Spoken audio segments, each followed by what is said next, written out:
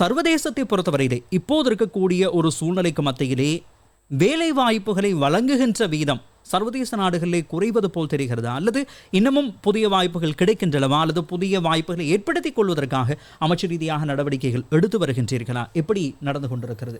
இந்த யுத்த நிலவரம் காரணமாக மத்திய கிழக்கு நாடுகளை பொறுத்தவரையிலே ஒரு தேக்க நிலை ஒன்று காணப்படுகின்றது. அவர்களுக்கு சில இடங்களிலே அந்த தாக்குதல்கள் நடந்தது. உதாரணத்துக்கு நீங்கள் பார்த்தீங்கன்னு சொன்னால் துபாய் என்ற ஒரு கொமர்ஷியல் ஹப்பாக இருக்கின்ற இடம், அந்த வெளிநாட்டு விமான நிலையம், அந்த சர்வதேச விமான நிலையத்திலே தாக்குதல் நடந்தது. அதால் சில ஃப்ளைட் கேன்சல் பண்ணப்பட்ட நிலைமையும் காணப்படுகிறது. அதே போல் அந்த மத்திய கிழக்கில் இருக்கிற அந்த நாடுகளிலே சில பல்வேறு இடங்களுக்கு தாக்குதல்கள் நடந்தது. சில இடங்களுக்கு தாக்குதல் நடக்கலாம் என்ற ஒரு அச்சமும் ஏற்பட்டது.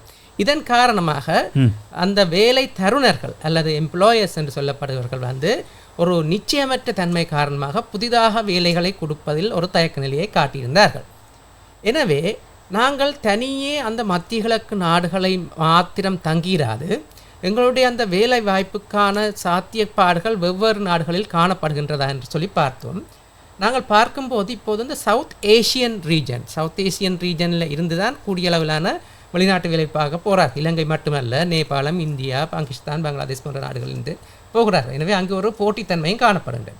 எனவே நாங்கள் மத்திய கிழக்கிலே மாத்திரம் தங்கிராது இப்போது நாங்கள் ஜப்பான், கொரியா போன்ற நாடுகளையும் அங்கே இருக்கின்ற வேலைவாய்ப்புகளுக்காக நாங்கள் புரிந்துணர்வு ஒப்பந்தங்களை மேற்கொண்டு இருக்கின்றோம். எனவே அங்கும் புதிய வேலைவாய்ப்புகள் எங்களுக்கு காணப்படுகின்றன. அதே போல் அந்த யூரோப்பியன் யூனியனில் இருக்கின்ற ரொமேனியா போன்ற நாடுகளும் இப்போது எமது நாட்டவர்களுக்கு ஒரு மிகவும் ஒரு கவர்ச்சிகரமான ஒரு செல்லிட நாடாக காணப்படுகின்றது. அந்த நாட்டுக்கு செல்வதற்கும் அனைவரும் விரும்பி கொண்டிருக்கின்றார்கள். எனவே அதனையும் ஒழுங்குபடுத்துவதற்காக ரொமேனியா என்ற நாட்டுடன் நாங்கள் ஒரு புரிந்துணர்வு ஒப்பந்தம் ஒன்றையும் மேற்கொண்டிருக்கின்றோம். எனவே இந்த புரிந்துணர்வு ஒப்பந்தங்கள் ஊடாக கூடியளவில் நாங்கள் மத்திய கிழக்கிலே மாத்திரம் தங்கிராது எமது அந்த வேலைவாய்ப்புக்கான அந்த சந்தையை நாங்கள் பன்வகைப்படுத்த வேண்டும். அதற்காக நாங்கள் இப்போது சவுத் ஈஸ்ட் ஏசியன் ரீஜனில் இருக்கிற நாடுகள், அதே போல் ஐரோப்பிய நாடுகள் போன்றவற்றையும் நாங்கள் இப்போது எமது வெளிநாட்டு வேலைவாய்ப்புகளை உருவாக்குவதற்காக எமது புரிந்துணர்வு ஒப்பந்தங்களை அந்தந்த நாடுகளுடன் ஏற்படுத்தி இருக்கின்றோம்.